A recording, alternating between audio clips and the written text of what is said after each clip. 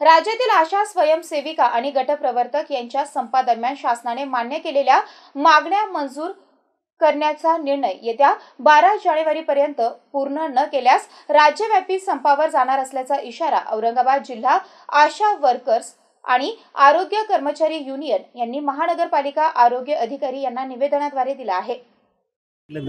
Okay ताई, काय नेमकी मागणी आहे? आज तुम्ही महानगरपालिकेत आलेला आहे। आमची मागणी अशी आहे, जो काही आमचा संप 22 दिवस जो काही संप चाललेला होता त्या संपाच्या दरम्यान आम्हाला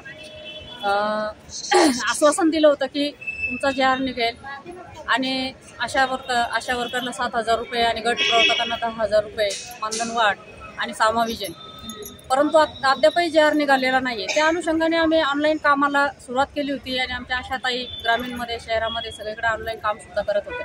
हालाकी त्यांचं जे काम आहे फील्ड वर्करचं काम आहे, फील्डवर काम असूनही सुद्धा त्यांनी ते स्वीकारलेलं होतं। आता काही ठिकाणी ह्या लोकांनी अशा पद्धतीने काम लावलेलं आहे, नाईट लावलेले आहेत आशाताईंच्या आमच्या। आता मला सांगा, स्वयंसेवक असताना नाईट काम करणे हे कितपत योग्य आहे? आणि मोबदला त्याला 0 पैसे मोबदला आहे। जवळपास एका आशाने 1-1.5 हजार कार्ड काढलेले आहेत, त्या कार्डच्या अजून त्यांना 1 रुपया सुद्धा मिळालेला नाही आजपर्यंत।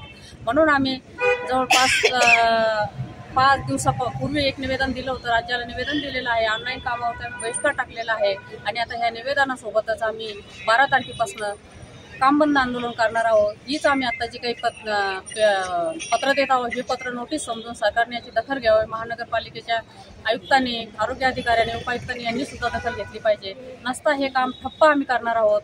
जोपर्यंत आमचा JR येत नाही तोपर्यंत आम्ही पुढे बेमुदत हे असं आंदोलन आम्ही करणार आहोत आणि प्रत्येक ठिकाणी स्टँड टाकून बसणार। महानगरपालिका असेल, ग्रामीण भागामध्ये आरोग्य केंद्र असेल, तालुका असेल, सगळ्या ठिकाणी आम्ही स्टँड टाकून तिथे बसणार आहोत आणि तीव्र असा आक्रोश या सरकारच्या नावाने आम्ही करणार आहोत। मला तुमच्या माध्यमातून सांगायचं।